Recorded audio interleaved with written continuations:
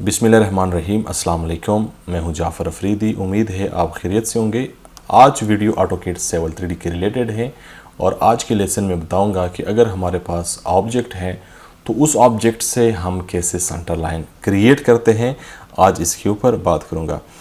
Friends, सबसे पहले तो मैं आपको ये बताऊं कि अगर आपके पास कोऑर्डिनेट्स एक्सेल में हैं और आपने इसको इंपोर्ट करना है और फिर आपने इसके ऊपर लाइन ड्रा करनी है, आप इस तरह भी कर सकते हैं, या आप पहले से आपके पास कोई भी रोड का अलाइनमेंट है, ठीक है। जैसा सपोज़ यहाँ पे मैंने एक लाइन ड्रा करनी है। यहाँ पे सपोज़ इसकी लाइन की लेंथ है 200 मीटर, यानी पहले से ये ऑटोकेड सेवल 3D में हमारे पास ये ऑब्जेक्ट है और अभी हमने अलाइनमेंट क्रिएट करना है इस ऑब्जेक्ट से। तो सबसे पहले यहाँ पे आप देख रहे हैं कि ये होम है और होम में यहाँ पे आके अलाइनमेंट है, इसके ऊपर क्लिक करना है। क्लिक करने के बाद यहाँ पे 3rd नंबर पे क्रिएट अलाइनमेंट फ्रॉम ऑब्जेक्ट, इसके ऊपर क्लिक करना है।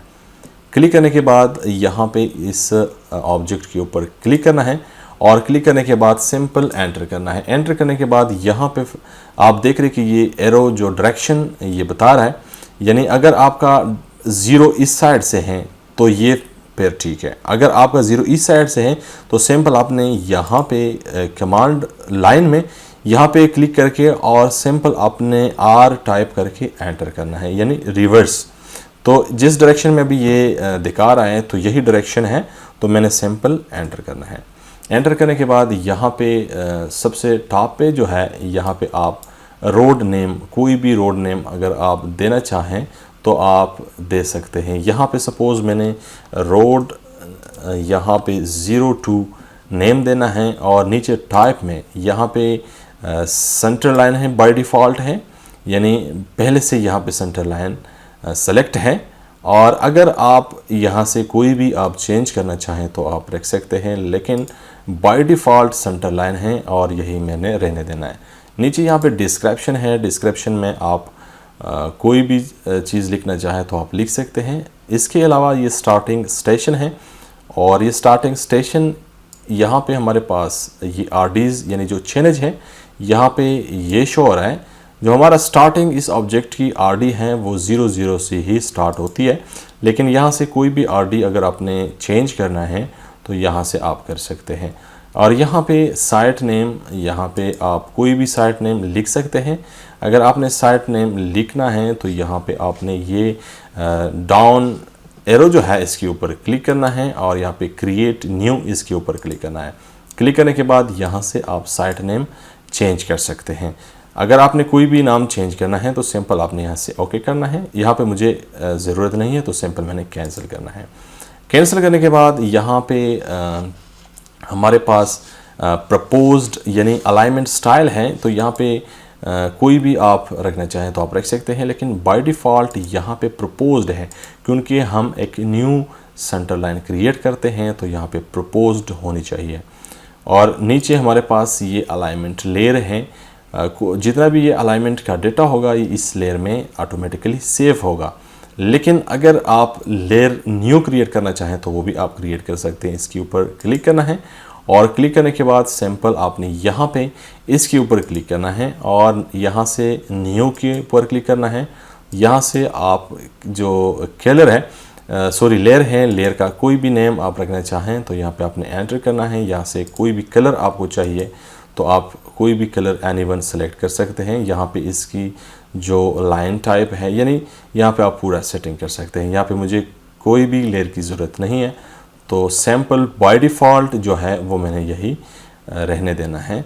और यहाँ पे नीचे हमारे पास ये ऑल लेबल्स है, तो यहाँ पे आप कोई भी लेबल सेलेक्ट करना चाहें तो आप सेलेक्ट कर सकते हैं। तो यहाँ पे मुझे ऑल लेबल्स चाहिए क्योंकि मेजर स्टेशन, माइनर स्टेशन, इसके अलावा जो है स्टार्ट पॉइंट, एंड पॉइंट, और इसके अलावा यानी पूरा अलाइनमेंट के ऊपर मुझे पूरी डिटेल चाहिए, तो यहाँ पे ऑल लेबल्स सेलेक्ट करना है।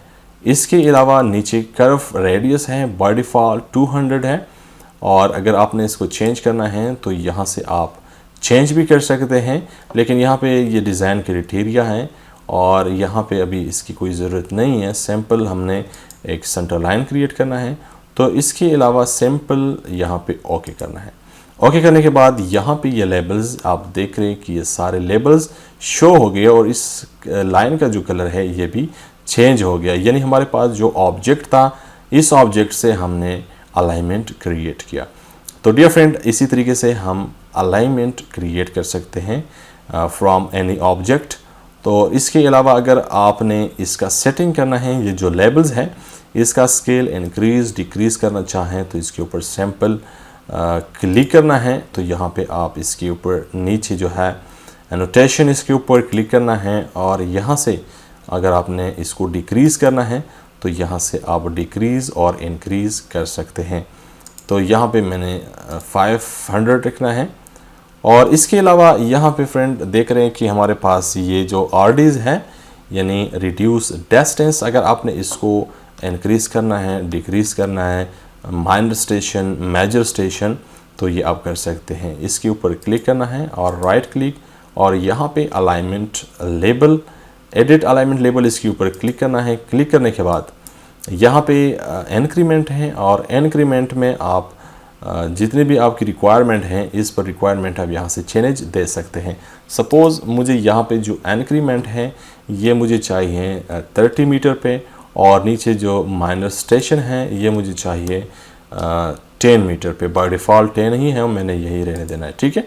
तो यहाँ से सिंपल ओके करना है। ओके करने के बाद यहाँ पे आप देख रहे हैं कि यहाँ पे जो रिड्यूस डिस्टेंस है यानी RDs और ये चेंज यहाँ पे आप देख रहे हैं, यहाँ पे ये शो हो रहा है कंप्लीट डिटेल्स। तो आप इस तरीके से कोई भी ऑब्जेक्ट अगर आपके पास पहले से मौजूद है, कोई भी लेआउट प्लान अगर आपके पास मौजूद है और आपने इसके ऊपर चेंज मार्क करना है और इसका पूरा डेटा कोऑर्डिनेट्स वगैरह लेना है, तो आपने सबसे पहले इसको कन्वर्ट करना है अलाइनमेंट में, ठीक है। तो फिर आप इससे कोऑर्डिनेट्स अगर आपको चाहिए या इसकी कर्व डेटा चाहिए या एनीवन कोई भी चाहिए तो आप फिर इजीली इससे ले सकते हैं। यानी पहले आपके पास जो ऑब्जेक्ट है वो आपने कन्वर्ट करना है अलाइनमेंट में। उम्मीद है आज की वीडियो आप लोगों को पसंद आई होगी। Thank you for watching. अल्लाह हाफिज़।